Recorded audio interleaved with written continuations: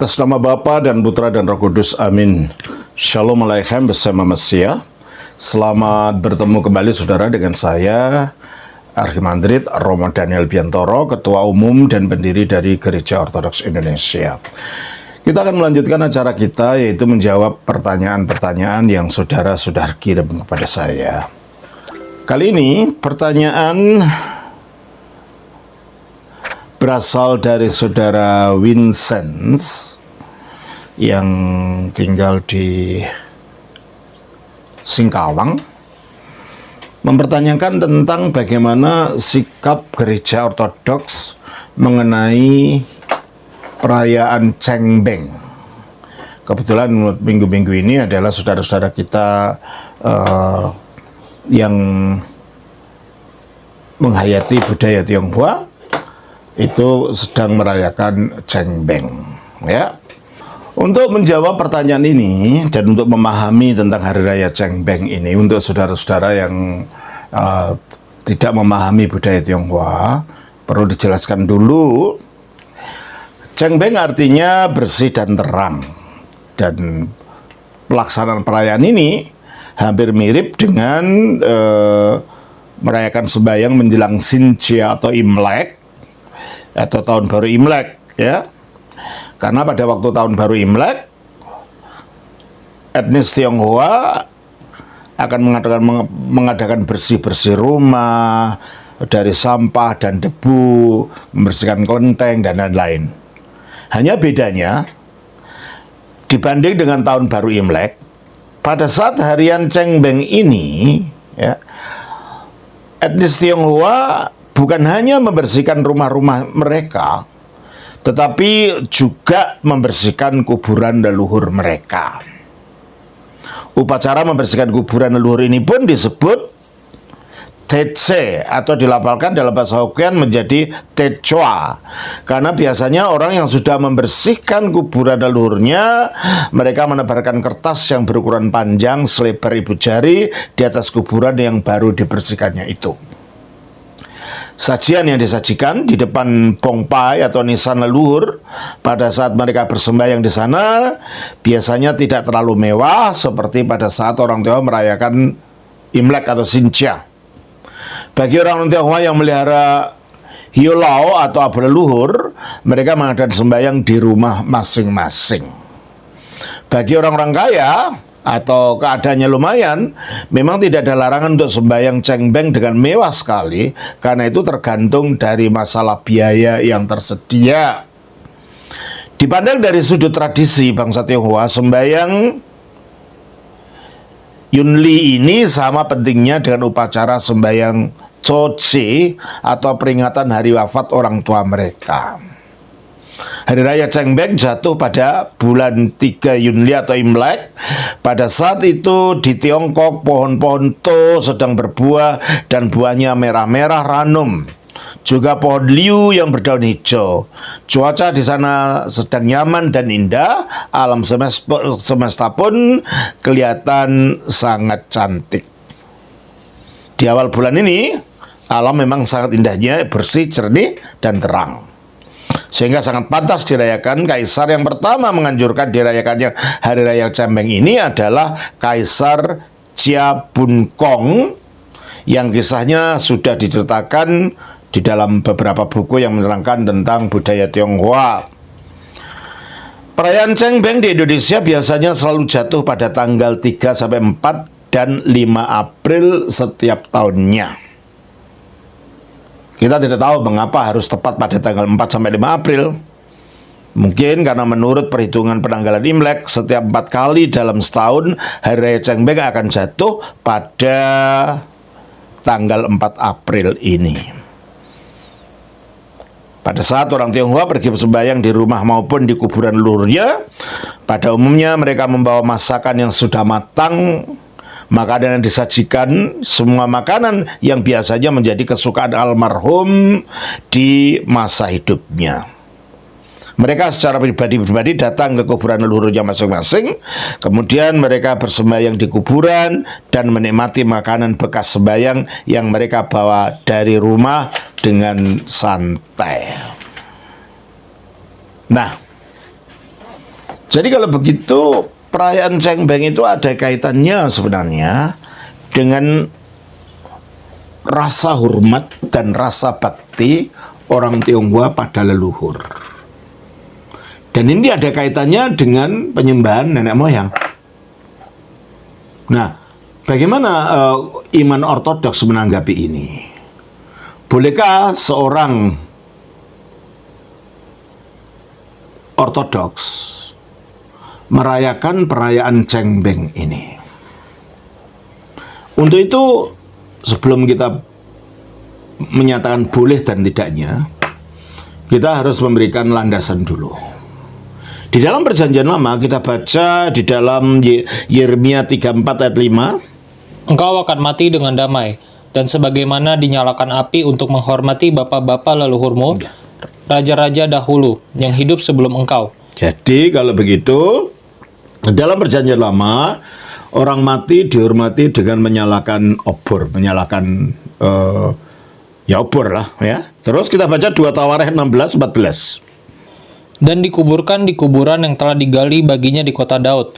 Mereka membaringkannya di atas petiduran yang penuh dengan rempah-rempah dan segala macam rempah-rempah campuran yang dicampur menurut cara pencampur rempah-rempah, lalu menyalakan api yang sangat besar untuk menghormatinya. Ya, menyalakan api besar untuk menghormati yang mati ini. Kita baca juga dalam 2 Tawarikh pasal yang ke-21 ayat 19. Beberapa waktu berselang, kira-kira sesudah lewat 2 tahun, keluarlah ususnya karena penyakitnya itu.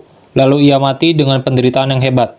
Rakyatnya tidak menyalakan api baginya seperti yang diperbuat mereka bagi nenek moyangnya. Ya, jadi orang yang kepadanya api tidak dinyalakan waktu mati dianggap orang itu tidak dihormati. Orang jahat atau apa. Tapi orang yang dihormati, orang yang dicintai itu diberi upacara dengan menyalakan api dan dibarus dengan rempah-rempah semacam itu. Itu penghormatan untuk orang mati di dalam Perjanjian Lama.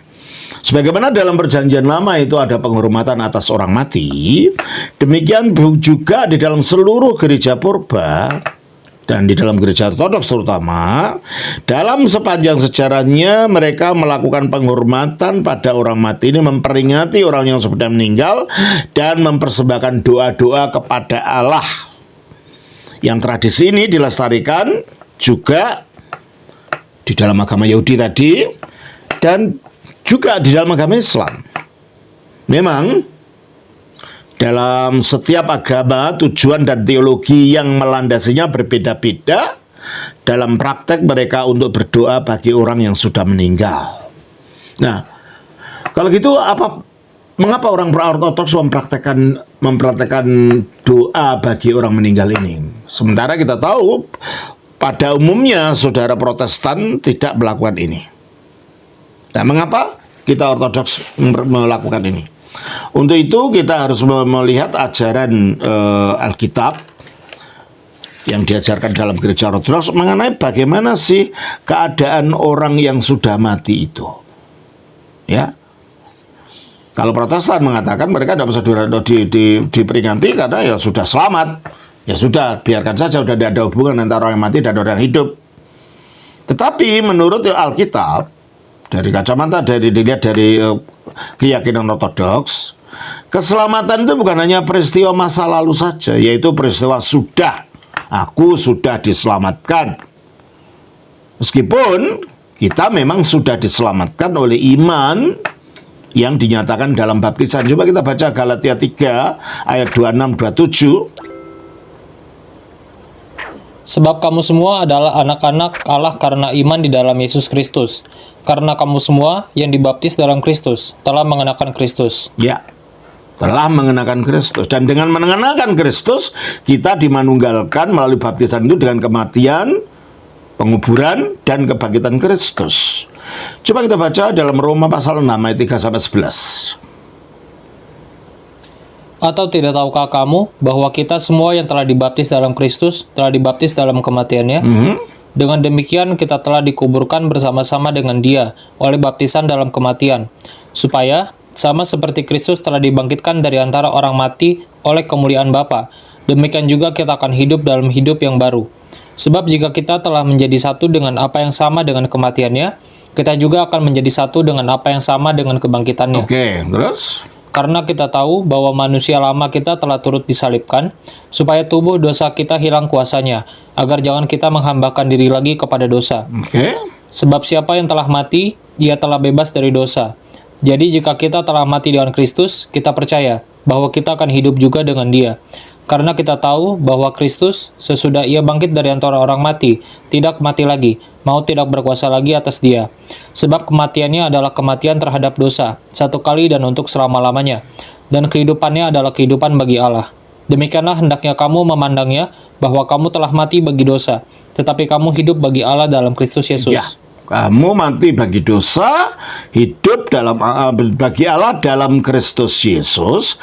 Namun hidup dalam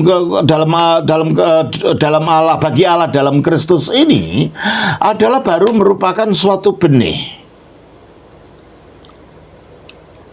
Benih yang perlu bertumbuh terus-menerus. Benih kemanusiaan baru yang akhirnya nanti kemanusiaan baru itu akan dinyatakan pada waktu kebangkitan Kristus. Kedatangan Kristus pada waktu kita dibangkitkan. Oleh karena itu dikatakan dalam Kolose 3 ayat 10, dan telah mengenakan manusia baru yang terus-menerus diperbaharui untuk memperoleh pengetahuan yang benar menurut gambar taliknya. mengenakan kemanusiaan baru yang diperbarui dari hari ke hari. Sehingga dengan demikian inilah yang dikatakan di dalam Filipi 2:12. Hai saudara-saudaraku yang kekasih, kamu senantiasa taat. Karena itu tetaplah kerjakan keselamatanmu dengan takut dan gentar. Tetaplah kerjakan keselamatanmu dengan takut dan gentar.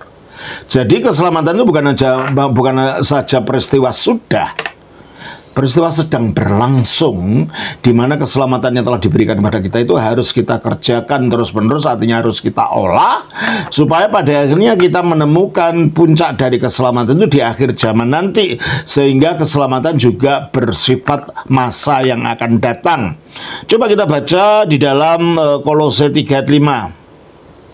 Karena itu matikanlah dalam dirimu segala sesuatu yang duniawi, yaitu percabulan, kenajisan, hawa nafsu, nafsu jahat, dan juga keserakahan, yang sama dengan penyembahan berhala. Jadi kita disuruh mematikan ini dalam saat ini. Inilah perjuangan mengerjakan keselamatan itu, mengalahkan hawa nafsu, supaya hidup Kristus itu makin muncul di dalam kita.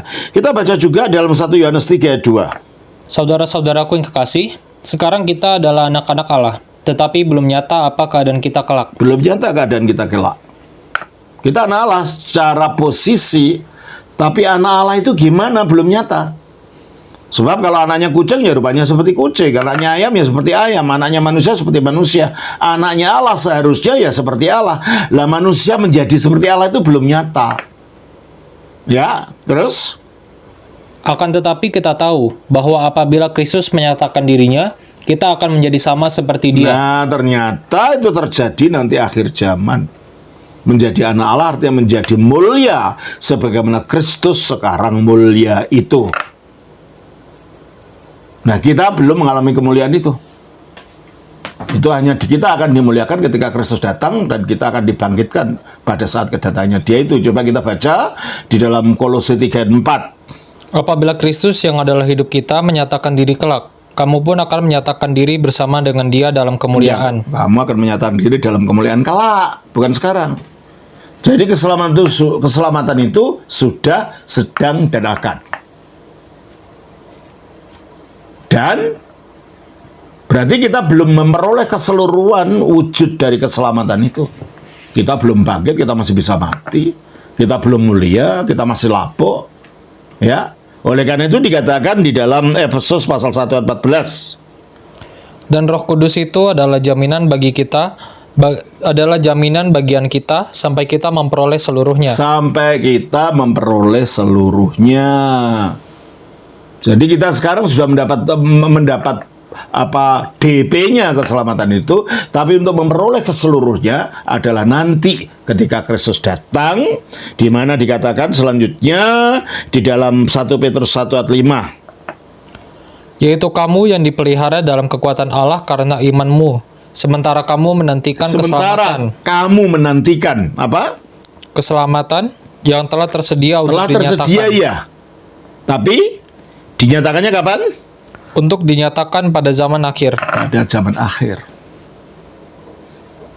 Nah, Dengan demikian kita masih dalam masa penantian sebagaimana dikatakan dalam pengakuan iman. Aku menunggu akan kebangkitan orang-orang mati. Kita dalam penantian hidup ini. Nah, dalam masa penantian inilah persekutuan cinta kasih antara kita yang ada di dunia ini dan mereka yang ada di sana, yaitu yang di dalam Kristus oleh Roh Kudus, dalam doa itu tak terputuskan. Dan mereka yang mati dalam Kristus itu tetap hidup walaupun sudah mati, walaupun dalam bentuk kehidupan yang berbeda dengan hidup sekarang. Kita baca Yohanes 11 ayat yang ke-25. Jawab Yesus, "Akulah kebangkitan dan hidup. Barang siapa percaya kepadaku, ia akan hidup walaupun ia sudah mati." Ia akan hidup walaupun sudah mati. Kenapa? Karena orang yang percaya pada Kristus sudah dipindahkan dari maut ke dalam hidup. Kita baca Yohanes 5:24. Aku berkata kepadamu, sesungguhnya barang siapa mendengar perkataanku dan percaya kepada Dia yang mengutus aku, ia mempunyai hidup yang kekal dan tidak turut dihukum, sebab ia sudah pindah dari dalam maut ke dalam hidup. Ya. Jadi mereka yang hidup walaupun sudah mati ini sekarang membentuk komunitas suci sebagai roh-roh orang-orang benar yang telah menjadi menjadi sempurna, yaitu jemaat anak sulung yang namanya terdaftar di surga. Kita baca di dalam Ibrani pasal 12 ayat 22. Tetapi kamu sudah datang ke Bukit Sion. Kamu sudah, bukan akan ya. Jadi kita secara posisi meskipun masih di dunia ini sudah datang kemana? Ke Bukit Sion. Terus? Ke kota Allah yang hidup. Yaitu? Yerusalem surgawi. Dan kepada beribu-ribu malaikat. Nah, berarti kita ini sudah menjadi anggota daripada Yerusalem yang baru itu. Bukan akan datang, tapi sudah. Secara posisi kita sudah diperhitungkan menjadi anggota di sana. Kita baca dari Filipi 3:21-20. Karena kewargaan kita adalah di dalam surga. Karena kewargaan kita adalah di dalam surga. Nah, di surga itu ada siapa? Ada malaikat. Maka kita bersekutu dengan para malaikat. Malaikat menjadi bagian persaudaraan di dalam Kristus ini. Kita baca lagi di dalam ayat yang ke-22 tadi dari Ibrani 12. Tetapi kamu sudah datang ke Bukit Sion, ke kota Allah yang hidup, Yerusalem surgawi, dan kepada beribu-ribu malaikat. Kepada beribu-ribu malaikat. Suatu kumpulan yang meriah. Tentunya mereka memuji Allah. Terus? Dan kepada jemaat anak-anak sulung. Nah, dan kepada jemaat, kepada gereja anak-anak sulung yang namanya terdaftar di surga. Karena sudah terdaftar tadi, namanya terdaftar di surga. Jadi roh-roh orang yang diselamatkan yang mati itu tidak langsung hilang gitu aja, enggak. Mereka membentuk komunitas persekutuan gereja. Jadi gereja itu bukan hanya di bumi saja, gereja ada di sana dan kita juga menjadi anggota daripada gereja yang ada di sana itu. Itulah yang disebut gereja telah menang dan kita sedang disebut sebagai gereja yang sedang berjuang. Yang sana itu disebut gereja yang tidak nampak, kita yang disebut sebagai gereja yang nampak, dan satu sama lain saling bersekutu karena kita sudah masuk ke dalam, kita sudah datang ke Bukit Sion ini, ke Yerusalem surgawi ini, di mana mereka berada. Itulah sebabnya dikatakan di dalam Lukas 10 ayat 20. Namun demikian, janganlah bersukacita, karena roh-roh itu takluk kepadamu. Tetapi bersukacitalah karena namamu ada terdaftar di surga. Ya, namamu ada terdaftar di surga. Tetapi mereka ini belum masuk surga. Kenapa? Untuk masuk surga, untuk mereka hidup kekal, itu harus melewati peristiwa kebangkitan dulu pada akhir zaman dan peristiwa pengadilan terlebih dahulu. Pengadilan akhir belum dijalankan dan kebangkitan belum terjadi secara fisik. Coba kita baca di dalam Yohanes pasal yang kelima ayat 28-29. Janganlah kamu heran akan hal itu, sebab saatnya akan tiba, bahwa semua orang yang di dalam kuburan akan mendengar suaranya, dan mereka yang telah berbuat baik akan keluar dan bangkit untuk hidup yang kekal. Untuk hidup yang kekal, masuk surga itu sendiri hanya sesudah ada kebangkitan. Jadi mereka sekarang ada dalam tempat penantian namanya Firdaus. Sebagaimana dikatakan oleh pencuri yang ada di sebelahnya Kristus, ingatlah akan aku apabila engkau datang dalam kerajaanmu. Dan Kristus mengatakan, hari ini juga engkau akan bersama aku di dalam Firdaus. Tempat penantian bagi orang yang nanti akan masuk surga itulah namanya Firdaus.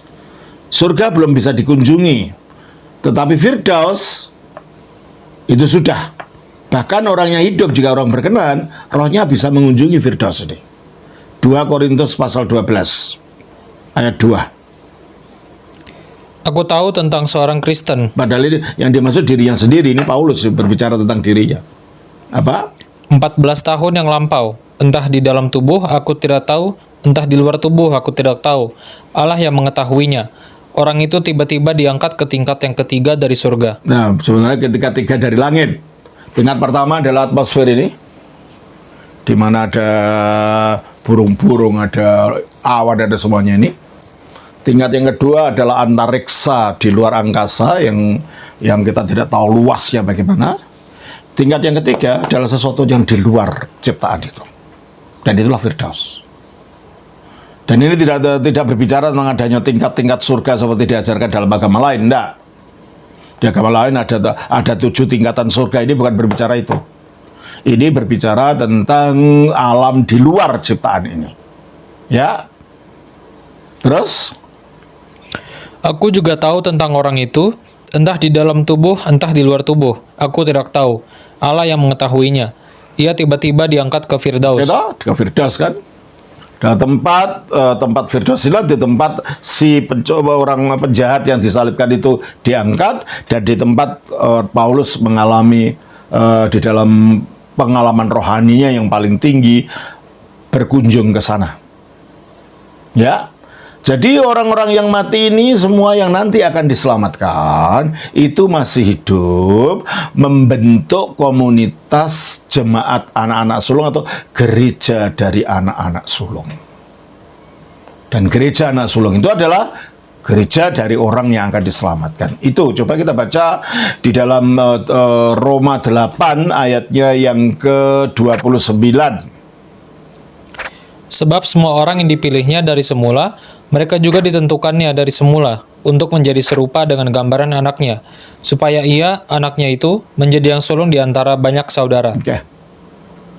Kristus menjadi yang sulung dari banyak saudara, kita di dalam Kristus ikut menjadi anak-anak sulung itu. Ya, jadi kalau begitu, karena gereja yang di bumi dan gereja yang di surga itu kepalanya sama, yaitu Kristus. Hidupnya sama, yaitu di dalam Roh Kudus, maka mereka sama sekali tidak terputus. Mereka yang mengatakan yang sudah di sana dengan di bumi tidak ada hubungan, berarti mereka mengatakan Kristus belum menyelesaikan masalah dosa, karena dosalah yang memisahkan antara surga dan bumi, padahal rencananya Allah adalah menyatukan surga dan bumi di dalam Kristus. Kita baca di dalam Efesus pasal 1 ayat 8 dan 9. Yang dilimpahkannya kepada kita dalam segala hikmat dan pengertian.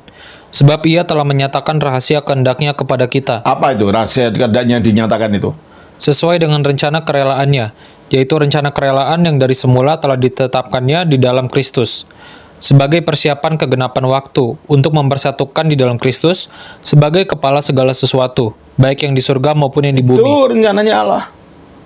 Mempersatukan segala yang di surga dan di bumi di dalam Kristus. Kristus sudah datang.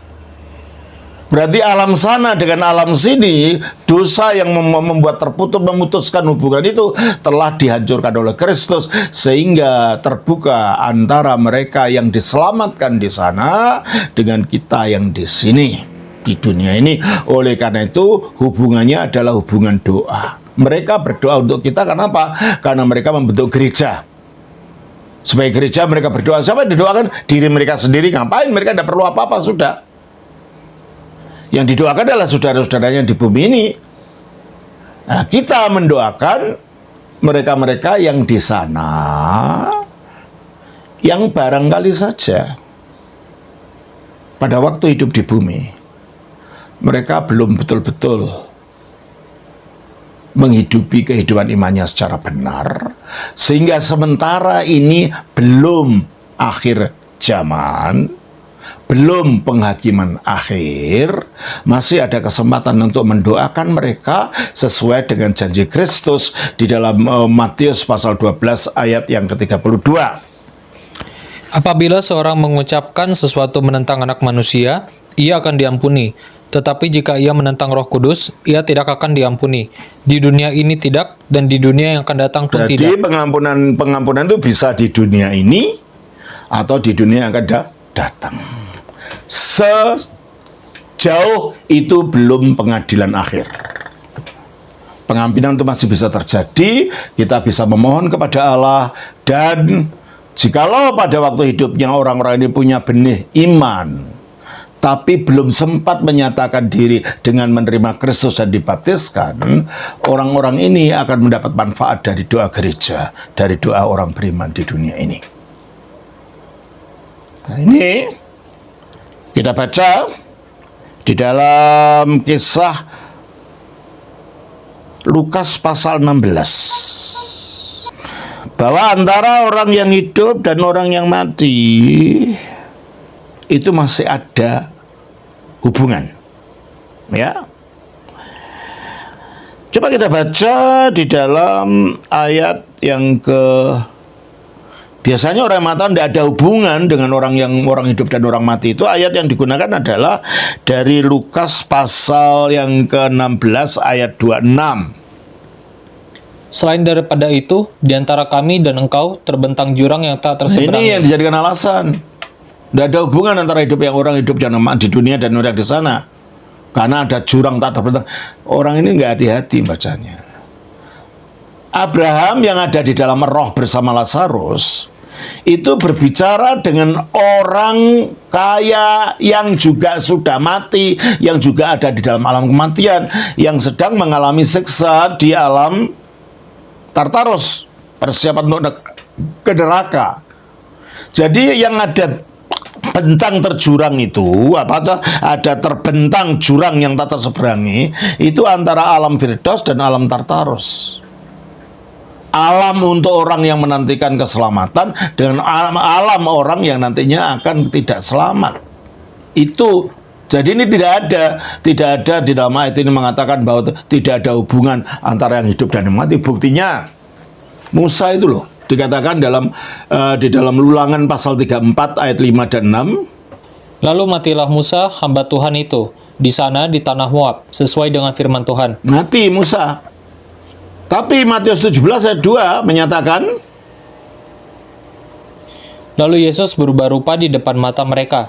Wajahnya bercahaya seperti matahari dan pakaiannya menjadi putih bersinar seperti terang. Maka nampak kepada mereka Musa dan Elia. Musa sudah mati kok menampakkan diri, apa nyentuh rohnya? Dan ternyata roh Musa ini menampakkan diri ke alam dunia ini dan dilihat oleh murid-muridnya. Jadi tidak ada ajaran kita mengatakan kalau sudah mati sama sekali tidak ada hubungan, itu tidak. Apalagi kita baca di dalam ayat yang ke 27-28 dari Lukas 16 ini. Kata orang itu, kalau demikian aku minta kepadamu, Bapa, supaya engkau menyuruh dia ke rumah ayahku. Berarti yang mati ini, yang bahkan yang akan masuk neraka ini, ingat akan ayahnya, menginginkan keselamatan ayahnya. Berarti yang mati itu ingat yang hidup. Masa yang hidup dan mengingat mereka? Maka mendoakan orang mati itu bukan doa kita yang menyelamatkan mereka, tetapi karena mereka sekarang baik Kristus menjanjikan ada pengampunan dosa di dunia ini dan di dunia akan datang. Dan kita mengharapkan selama ini belum penghakiman akhir, doa-doa kita ini didengarkan oleh Kristus yang oleh kasih karunia-Nya. Seandainya orang itu pada waktu di dunia belum sempat menyatakan imannya kepada Kristus, pada saat itu akan mendapat pertolongan. Ya. Kita baca 27-28 tadi. Kata orang itu, Kalau demikian, aku minta kepadamu, Bapa, supaya engkau menyuruh dia ke rumah ayahku, sebab masih ada 5 orang saudaraku. Ingat ayahnya, ingat 5 orang saudaranya, pasti ingat istrinya, anaknya, dan semuanya. Jadi jangan dikatakan bahwa orang mati tidak ingat apa-apa itu. Tidak tahu apa-apa. Hanya kita tidak melihat mereka tidak melihat kita. Seandainya dia keluar dari tubuhnya, mau merangkul kita pun dia tidak bisa, orang tidak ada tubuhnya kok. Ya. Apalagi kita baca di dalam Wahyu. Wahyu pasalnya yang ke-6 ayat 9 sampai 11. Dan ketika anak domba itu membuka meterai yang kelima, aku melihat di bawah mezbah jiwa-jiwa mereka yang telah dibunuh. Nah, di bawah mezbah di surga ada jiwa-jiwa yang telah dibunuh. Berarti jiwanya ada, tubuhnya dibunuh. Dan itu dilihat oleh Yohanes. Terus? Jiwa-jiwa mereka yang telah dibunuh oleh karena firman Allah dan oleh karena kesaksian yang mereka miliki. Maksudnya ini para martir ya. Terus? Dan mereka berseru dengan suara Oh, nyaring. ternyata jiwa ini bisa berseru, masih bisa berdoa, masih sadar. Jadi Alkitab tidak pernah mengajarkan bahwa sama sekali tidak ada hubungan antara yang sana dan sini. Terutama di dalam gereja hubungan itu, karena memang kedatangan Kristus adalah menyatukan yang di surga dan di bumi di dalam Dia. Kalau di luar gereja ya nggak ada harapan seperti itu gitu loh. Di luar Kristus tidak ada harapan seperti itu. Terus kan? Dan mereka berseru dengan suara nyaring, katanya, berapa lamakah lagi ya penguasa yang kudus dan benar? Engkau tidak menghakimi dan tidak Berarti membalaskan. mereka yang sudah berwujud Tuhan itu tahu bahwa dunia belum dihakimi. Mereka tahu kalau gitu apa yang terjadi di bumi ini. Nah, atas landasan inilah, maka dari zaman purba, gereja mendoakan orang-orang yang sudah meninggal. Ya. Mendoakan bukan berarti menyembah ya. Karena doanya itu isinya kepada Allah, bukan pada yang mati. Coba saya beri contohnya, isi doanya ya. Salah satu saja. Supaya saudara mungkin karena sudah tidak tahu prakteknya, gimana ini orang mati, gimana doanya ini. Nah, jadi kalau saudara ingin mempraktekkan, saudara bisa beli buku ini ya. Ini buku ini lengkap sekali. Ada penjelasan tentang sakramen, tentang baptisan, tentang sabat, tentang macam-macam, termasuk tentang doa-doa ini ya. Kalau saudara membeli ini, beli pada Ibu Theodora ya, yang nomor teleponnya ada di bawah ini ya. Coba saya bacakan. Ada unsur penyembahan berhala dan tidak di sini.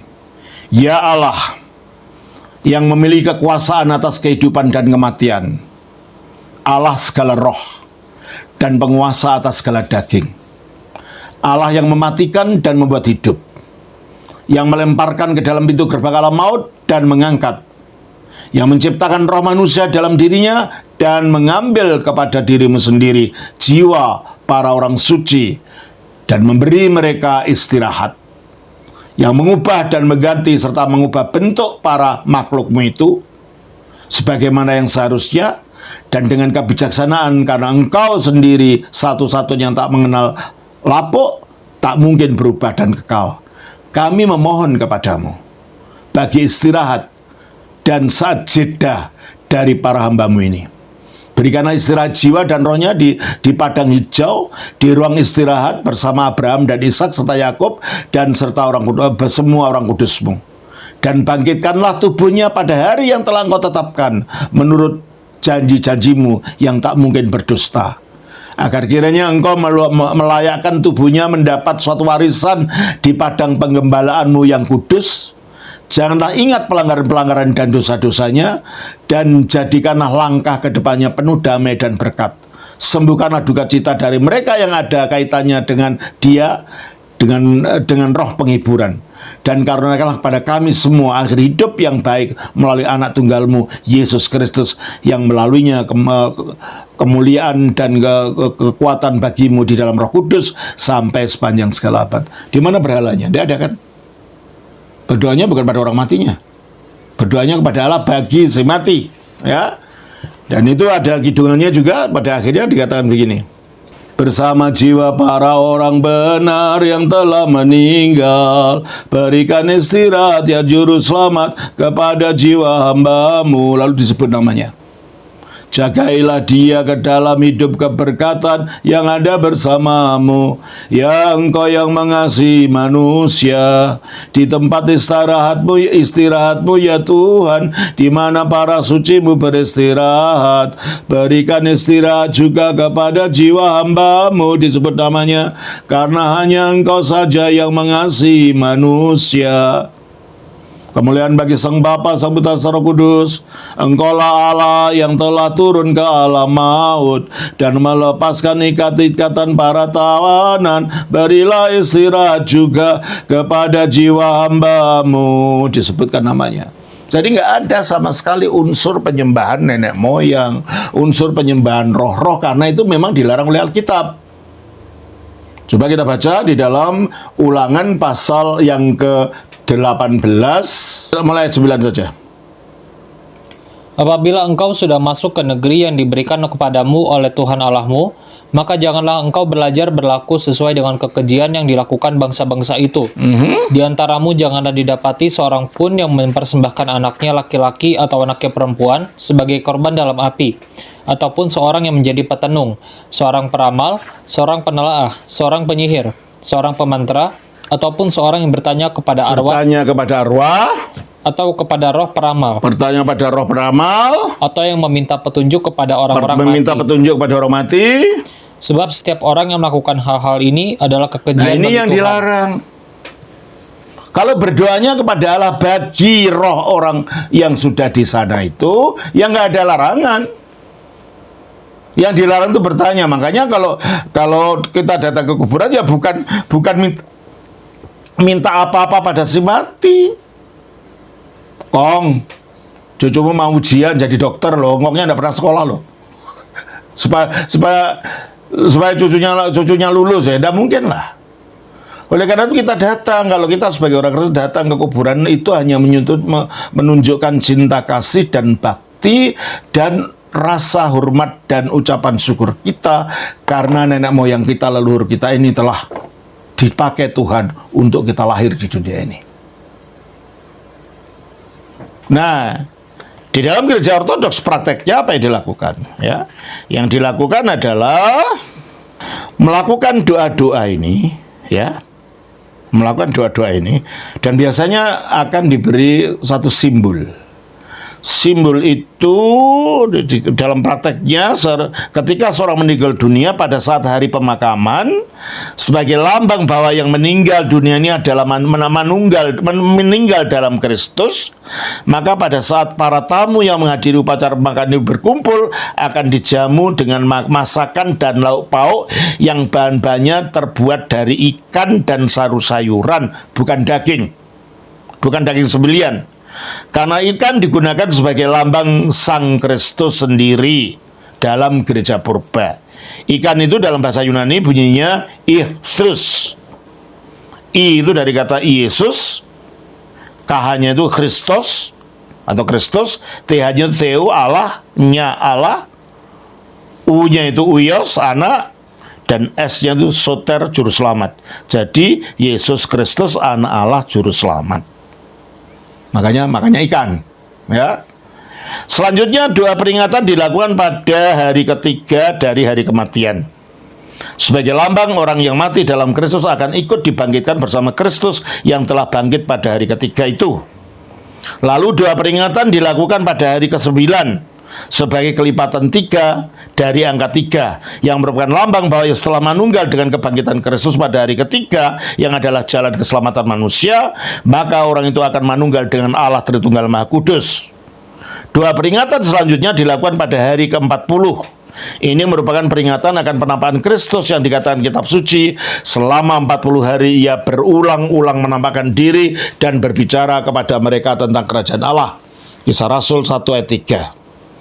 Karena selama 40 hari Kristus berulang-ulang menampakkan diri dan berbicara tentang kerajaan Allah, maka doa peringatan hari yang ke-40 ini merupakan lambang bahwa orang yang meninggal dalam Kristus dan menyatu dengan kebangkitannya pada hari ketiga dan yang melaluinya ia manunggal dengan Tritunggal Maha Kudus, mereka ini akan masuk ke dalam kerajaan Allah. Demikianlah selanjutnya, doa peringatan dapat dilakukan sekali setahun jika dikehendaki, atau bahkan setiap hari pada waktu sembahyang tengah malam. Itu ada doa untuk orang meninggal, saudara kita telah meninggal, ya toh?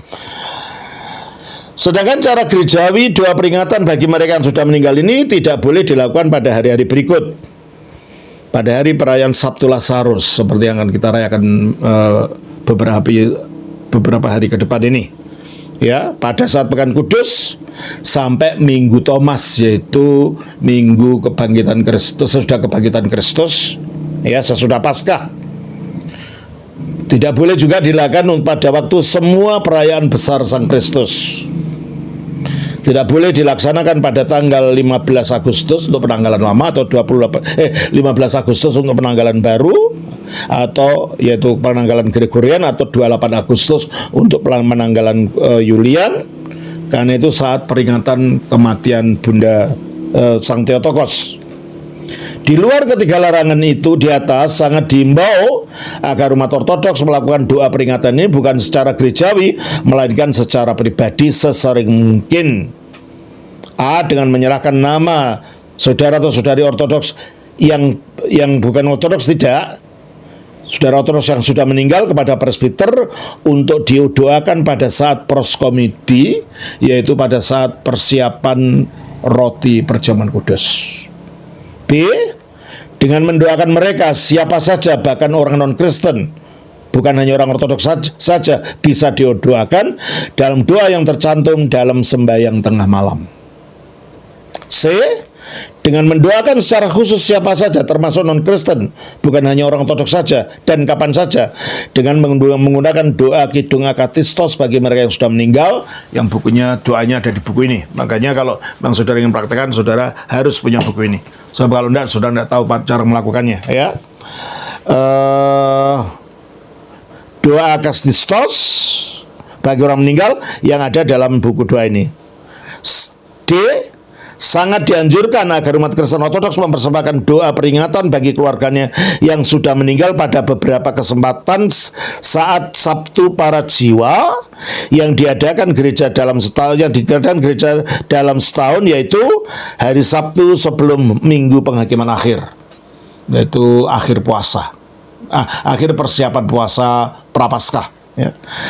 Sabtu kedua pada masa puasa Agung Caturdasa atau puasa Prapaskah, yaitu Sabtu kedua, ya, dan Sabtu ketiga pada masa puasa Catur Agung atau puasa Prapaskah, Sabtu keempat pada masa puasa Prapaskah, Senin atau Selasa sesudah Minggu Thomas, yaitu sesudah Paskah, Sabtu sebelum Hari Raya Pentakosta, Sabtu Dimitrius sebelum perayaan Jana Suci Dimitrius dari Tesalonika, yaitu tanggal 26 Oktober. Nah, di samping itu, dalam perayaan itu, gereja akan menyediakan lilin, 2, foto dari orang yang diperingati, dan juga membawa namanya kolifa. Kolifa itu biasanya terbuat dari biji-bijian yang direbus, lalu diberi manis-manisan, ditaruh di piring. Lambang apa? Sebagaimana biji-biji itu ditanam tumbuh, sebagaimana dikatakan dalam 1 Korintus 15, coba kita baca ayatnya 35. Tetapi mungkin ada orang yang bertanya, bagaimanakah orang mati dibangkitkan? Dan dengan tubuh apakah mereka akan datang kembali? Hai orang bodoh, apa yang engkau sendiri taburkan tidak akan tumbuh dan hidup kalau ia tidak mati dahulu. Dan yang engkau taburkan bukanlah tubuh tanaman yang akan tumbuh, tetapi biji yang tidak berkulit, umpamanya biji gandum atau biji lain. Jadi biji gandum itu yang ditaburkan akhirnya busuk di tanah lalu tumbuh, itu lambang biji tubuh manusia yang ditaruh di tanah busuk lalu nanti bangkit pada hari ketiga. Maka biji-bijian ini menjadi simbol dari kebangkitan orang yang akan mati tadi, dan itu diberi manis-manisan, biasanya melambangkan di dalam Kristus kemanisan surgawi itu akan diterima. Ya, bisa gandum, tapi kalau di Indonesia kita makan nasi bisa saja bikin tumpeng, kenapa tidak? Bisa ketan, ya, karena makanan kita bukan makanan gandum. Tapi kalau mengikuti tradisi yang berasal dari negara-negara di Timur Tengah dan Eropa Timur sana, ya memang gandum. Ya. Nah, jadi dari seluruh pemahaman tentang peringatan akan mereka yang sudah meninggal dalam gereja ortodoks ini, bagaimana menerapkannya untuk cengbeng? Jadi kalau kita melakukan cengbeng, kalau kita menghayati budaya Tionghoa, dilakukannya dalam konteks doa Kristen. Jadi kita bukan datang untuk menyembah minta apa-apa pada si mati, itu dilarang. Tetapi datang ke sana kita membawa buku doa ini, kita ucapkan doa ini untuk si mati kepada Allah supaya Allah memberikan belas kasihannya. Jadi sudah itu, ya sudah, kita tidak usah minta apa-apa pada si mati ini dan itu. Minta izin, lapor ini, lapor bisnisnya, minta izin mau pergi kemana. Karena pada akhirnya yang menuntun kita bukan nenek moyang kita, bukan roh orang mati. Yang menuntun kehidupan kita adalah Allah sendiri. Oleh karena itu, cengbengnya orang Kristen, itu cengbeng bukan untuk menyembah roh atau meminta apa-apa pada roh, tetapi mendoakan pada si mati ini supaya mendapat pengampunan dari Allah, supaya mendapatkan damai sejahtera seperti isi doa yang saya bacakan tadi. Apa boleh membawa dupa, Romo? Boleh, tapi dupa dari gereja ya, bukan hiyo. Karena hiyo itu merupakan simbol dari agama lain, agama tertentu. Sebagai orang Kristen kita punya dupa. Dupa yang cara mengolahnya sendiri. Nah, di mana didapatkannya? Bisa telepon kepada Romo Alex di Solo. Dia menjual dupa gereja ini yang digunakan untuk itu. Nah, makanan boleh dibawa, boleh, tapi bukan untuk si mati. Makanan ini dibawa, diatur, nanti dimakan yang hidup. Jadi bukan persembahan kepada si mati. Kita tidak mempersembahkan apa-apa pada si mati kecuali doa. Karena yang dibutuhkan orang mati itu bukan makanan. Apakah kita harus bakar kertas? Dan itu doa itu merupakan kertas yang kita bakar. Uang-uangan atau rumah-rumahan ya tidak perlu lagi, sebab orang yang di alam roh itu tidak membutuhkan barang-barang seperti di dunia ini. Makanya cara pikir kita harus berubah menjadi cara pikir Kristen, di mana kita percaya bahwa kebutuhan roh di alam sana itu bukan seperti kebutuhan di dunia. Di mana di dalam cengbeng biasanya kita bikinkan, ya kalau kita kebetulan orang kaya, bikin rumah-rumahan yang seperti rumah mewah itu, bikin mobil-mobilan, lalu kita bakar. Enggak, kita tidak melakukan itu. Kita menyampaikan doa itu, dan itulah cukup sebagai sesuatu yang kita harapkan menjadi pertolongan bagi roh yang mati di hadapan Kristus.